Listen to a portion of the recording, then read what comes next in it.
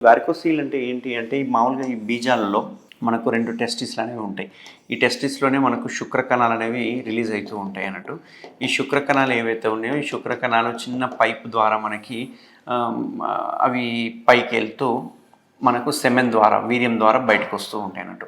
So, ఈ శుక్ర కణాలు ఇక్కడ క్యారీ అయితుంటాయి. అంతేకాకుండా దీని చుట్టుపక్కలనే మనకు కొన్ని రక్తనాళాలు ఉంటాయి. వెయిన్స్ అంటాం కదా! ఇవి చెడు రక్తాన్ని తీసుకుపోయే వెయిన్స్. ఇవి ఒక 8-10 వెయిన్స్ అనేవి ఈ రకంగా ఉంటాయన్నట్టు.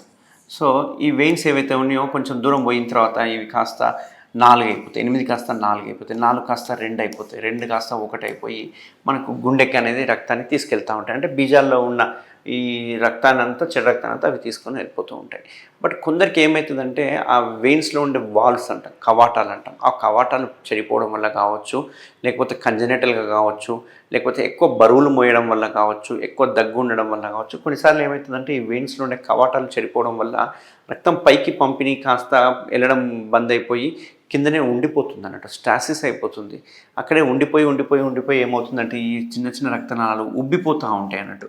ఉబ్బిపోయి వెడల్పు అయిపోతా ఉంటాయి. మామూలుగా నార్మల్‌గా ఉంటే 1.5-2 ఎంఎం ఉంటాయనుకోండి. 1.5-2 ఎంఎం కాస్త ఉబ్బిపోయి 3 ఎంఎం, 4 ఎంఎం అయితూ ఉంటాయన్నట్టు వెయిన్స్ సైజ్ అనేది.